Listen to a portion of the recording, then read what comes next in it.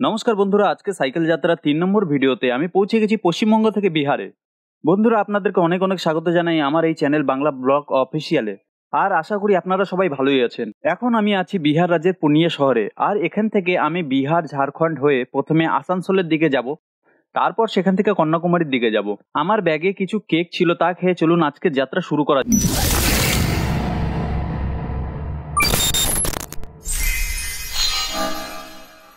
বন্ধুরা আমি এখন রেডি হয়ে বার হচ্ছি আজকের যাত্রার জন্য। কাল রাত এই রুমের মধ্যে আমি ছিলাম। এই যে আমার সাইকেল প্রস্তুত আজকের যাত্রার জন্য। তো চলুন শুরু করা যাক। রুম থেকে বাইরে রাস্তায় বের হওয়ার পর এই লজের কেয়ারটেকারের সাথে দেখা হয়।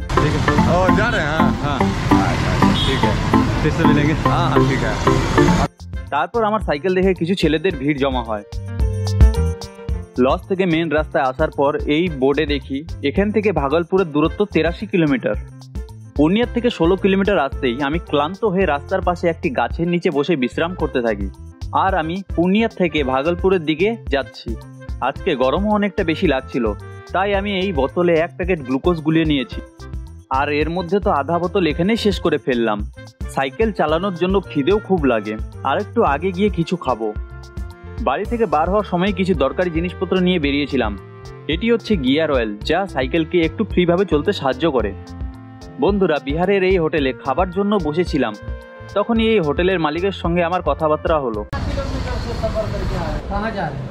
अभी जा रहा हूँ मैं कन्याकुमारी। नाम क्या बताया इस जगह का? महादेव ढाबा। महादेव ढाबा, गेराबाड़ी कटिहार जिला। गेराबाड़ी का। তারপর উনি আমার খাবারের টাকাও নিলেন না এবং হোটেল থেকে বাইরে বার হওয়ার পর ইন্টারভিউ নিল এই দাদারা। वेस्ट बंगाल से निकले हैं और टू कन्याकुमारी तक ये साइकिल से ही जाएंगे और ये साइकिल से कन्याकुमारी तक जाएंगे। कन्याकुमारी तक का सफर है। কিছু দূর যাবার পর আমি পৌঁছে গেলাম মির্জাপুরে। আর বন্ধুরা মির্জাপুর নামটি আপনারা হয়তো শুনেছেন। আমি সকাল থেকে এখনো পর্যন্ত 30 কিলোমিটারও বেশি সাইকেল চালিয়েছি। তো বন্ধুরা আমি এখন পৌঁছে গেছি বিহারের কোশি নদীতে। নদীর এই সাইডে রয়েছে রেল ব্রিজ ও নদীর ওই সাইডটা দেখে মনে হচ্ছে নদীটা বেশ বড় নদী। রাস্তায় কিছুক্ষণ আগে কিছু লোকেরা আমায় বলছিল যে এই নদীটি নেপাল থেকে আসছে। দেখুন বন্ধুরা এই নদীর ব্রিজটিও বেশ লম্বা ও সাইড দিয়ে এই রেল ব্রিজটি থাকায় নদীটিকেও খুব সুন্দর লাগছে।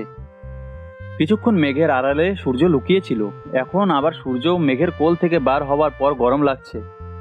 রাস্তায় আগে গিয়ে ঝালমুড়ির দেখা মিলতেই আমি ঝালমুড়ি খাই। আমার এই জায়গার থেকে ভাগলপুর আরও 20 কিলোমিটার বাকি ছিল। বাংলার ঝালমুড়ি বিহার আসতেই চানা ভুজা হয়ে গেল। এই জায়গাটির নাম হচ্ছে তেত্রি। আর ভাগলপুর যাবার জন্য বাদিকে রাস্তাটি ধরতে হবে।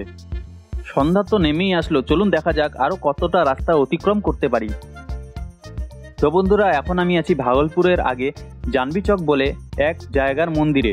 আজ আর আগে যেতে না পেরে এখানেই মন্দিরে রাত কাটানোর জন্য আশ্রয় নেই। তো বন্ধুরা আজকের ভিডিওর জন্য এতখানি। আশা করি আজকের ভিডিওটি আপনাদের ভালো লেগেছে। ভালো লাগলে পরে ভিডিওটিকে লাইক করুন, চ্যানেলে নতুন হলে সাবস্ক্রাইব করুন আর ভিডিওটিকে বেশি থেকে বেশি শেয়ার করুন। দেখা হচ্ছে আবার নতুন ভিডিওর সঙ্গে। আপনার মূল্যবান সময় আমাকে দেওয়ার জন্য ধন্যবাদ।